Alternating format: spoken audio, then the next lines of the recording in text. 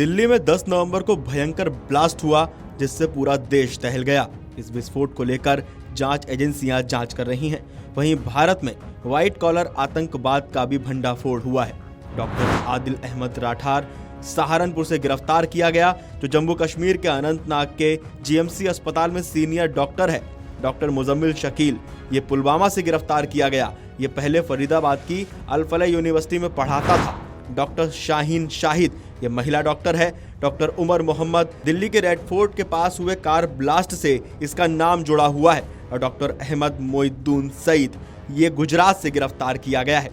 चलिए एक रिपोर्ट के माध्यम से समझते हैं कि आखिर ये व्हाइट कॉलर आतंकवाद क्या होता है और भारत में ये कैसे अपने पैर पसार रहा है। रिपोर्ट्स के मुताबिक इसमें डॉक्टर, प्रोफेसर, इंजीनियर, एमबीए और कॉरपोरेट कर्मचारी जैसे पढ़े लिखे लोग आतंकवादी संगठनों के लिए काम करते हैं। वे सीधे हमलों में शामिल नहीं होते हैं, बल्कि उनका काम होता है पैसा जुटाना, उनका काम होता है इलेक्ट्रॉनिक उपकरण बनाना, उनका काम होता है संचार संभालना यानी कम्युनिकेशन संभालना, उनका काम होता है रासायनिक हथियार आईईडी तैयार करना जैसे तकनीकी काम वो करते हैं।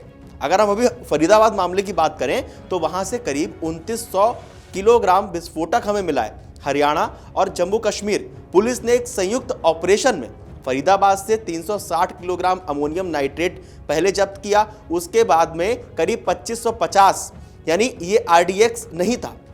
पुलिस ने छानबीन में अल फलाह मेडिकल कॉलेज से 3 किलोमीटर आगे फतेहपुर तगा गांव में इमाम के घर से रेड शुरू की और फतेहपुर तगा गांव से भी 2550 किलो अमोनियम नाइट्रेट बरामद किया गया।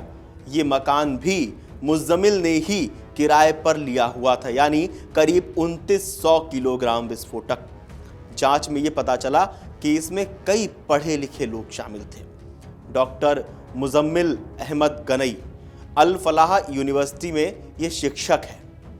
डॉक्टर आदिल अहमद राठौर ये कश्मीर का डॉक्टर है और इसके बाकी सहयोगी वो सब पढ़े लिखे पाए गए। और इनमें से जो 2550 किलो अमोनियम नाइट्रेट एक मस्जिद के पास फतेहपुर तगा गांव के किराए के मकान में रखा गया था, उसके पीछे उसी डॉक्टर का हाथ था। और दूसरा मकान जो मीटिंग और चर्चा के लिए किराए पर लिया गया था, ये लोग जैश ए मोहम्मद से जुड़े नेटवर्क का हिस्सा थे, जिसकी कड़ियां श्रीनगर में लगे पोस्टरों से खुली।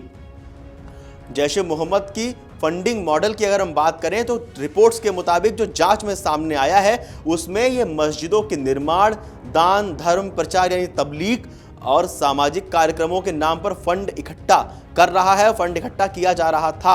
हजारों छोटे छोटे लेन देन करके पैसे बैंकिंग सिस्टम की निगरानी से बचाए जा रहे थे। और रिपोर्ट्स के मुताबिक अगस्त में सामने आया था कि जैश ने 313 मस्जिदों के लिए 391 करोड़ रुपए की फंडिंग शुरू की। वहीं अगर हम डिजिटल की बात करें तो वॉलेट, इजी पैसा और सडापे का इस्तेमाल किया जा रहा है ताकि वैश्विक निगरानी से बचा जा सके इस ट्रांजैक्शन के लिए।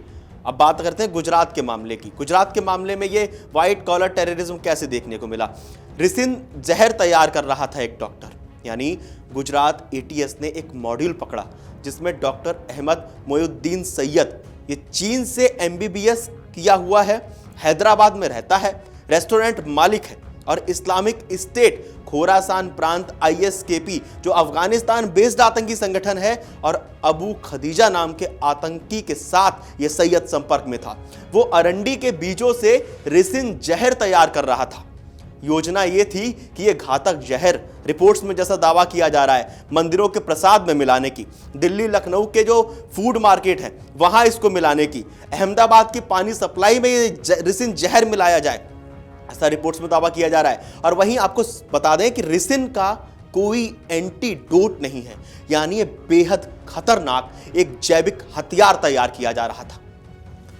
अब बात करते हैं शिक्षित लोगों की भर्ती पे, तो एक ये बहुत बड़ी चुनौती है। यूपी के पूर्व डीजीपी विक्रम सिंह ने बताया कि जैश अब डॉक्टरों, इंजीनियरों और स्नातकोत्तर युवाओं को स्लीपर सेल के रूप में भर्ती कर रहा है। एग्जाम्पल जैसे अभी हमने देखा फरीदाबाद में डॉक्टर मुजम्मिल, डॉक्टर अदील जिसका नाम सामने आया, डॉक्टर शाहीन जो लखनऊ जिसकी कार से AK-47 जैसे हथियार मिले। गुजरात की बात करें तो डॉक्टर सैयद, और ये लोग जो है वो आर्थिक रूप से मजबूत और समाज में सम्मानित थे, इसलिए इन पर शुरुआत में शक करना बहुत मुश्किल था। लेकिन हमारी सुरक्षा बल इतनी मजबूत है कि उन्होंने पता लगा ही लिया कि इनके मंसूबे क्या हैं। अंतर्राष्ट्रीय कनेक्शन की बात करें तो जैश ए मोहम्मद मसूद अजहर पाकिस्तान में सक्रिय है। पाकिस्तान आईएसआई का सीधा समर्थन जैश ए मोहम्मद को मिला हुआ है। ड्रोन से हथियार भारत में भेजे जा रहे हैं, ऐसा रिपोर्ट्स में दावा किया गया। दूसरे आतंकी संगठन आईएसकेपी की बात की जाए तो ये अफगानिस्तान से अबू खदीजा इसका नेतृत्व कर रहा है। भारतीय मुस्लिम युवाओं को ऑनलाइन कट्टरपंथी बनाया जा रहा है, ऐसा रिपोर्ट्स में दावा किया जा रहा है। और पाकिस्तान से आईएसकेपी को हथियार मिल रहे हैं, ऐसा भी रिपोर्ट्स में दावा किया गया है। और भारत के लिए ये चिंता की बात क्यों है? क्योंकि विशेषज्ञों के मुताबिक व्हाइट कॉलर टेररिज्म एक बहुत ही खतरनाक है, क्योंकि पहचानना मुश्किल होता है, कोई भी आपराधिक रिकॉर्ड होता नहीं है। तकनीकी क्षमता की अगर बात की जाए तो आईईडी, ड्रोन, रासायनिक हथियार ये बना सकते हैं, पढ़े लिखे होते हैं, शिक्षित होते हैं। स्मार्ट फंडिंग, छोटे छोटे लेन देन के पैसे से वो ट्रैक नहीं किया जाता, और ये चूंकि पढ़े लिखे होते हैं तो दिमाग इनके पास होता है। विदेशी समर्थन की अगर हम बात करें तो आईएसआई और आईएसकेपी की सक्रिय मदद साफ तौर पे मिल रही, जैसा अभी हमने हाल ही के उदाहरण में देखा।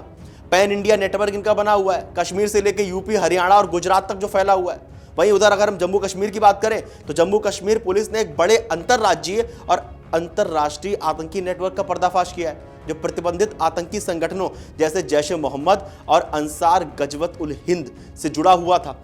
इस सफलता से कई प्रमुख आतंकी आरोपी गिरफ्तार किए गए हैं और उनके कब्जे से भारी मात्रा में हथियार, गोला बारूद और करीब 2900 किलोग्राम विस्फोटक सामग्री वहां से भी बरामद की गई। अब सवाल आप लोगों से, आप लोगों को क्या लगता है इस पूरे मामले को लेकर? ये जिस तरह से विस्फोटक बरामद किए गए हैं, करीब 6000 किलोग्राम विस्फोटक जो बरामद किया गया है, उस दूसरा वो जो रिसिन वाला जहर बना रहा था, उसको लेकर आप क्या कहना चाहते हैं? क्योंकि विस्फोटक तो ये है कि एक जगह फटा, उसकी जद में जितने लोग हैं वो आहत हो सकते हैं, उनकी जान जा सकती है। लेकिन वो जो जहर बना रहा था, वो जो उसका प्लान था, जैसा रिपोर्ट्स में कहा गया कि मंदिरों के प्रसाद में भेजना, फूड मार्केट में भेजना, उससे कितने लोगों की जान जा सकती थी?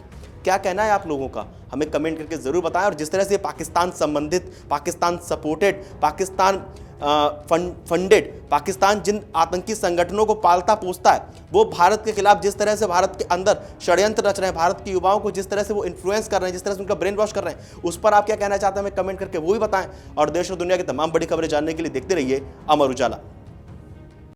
अगर आप ये वीडियो YouTube पर देख रहे हैं तो हमारे चैनल को सब्सक्राइब कर बेल आइकन दबाएं, और Facebook पर देख रहे हैं तो हमारे पेज को लाइक करें।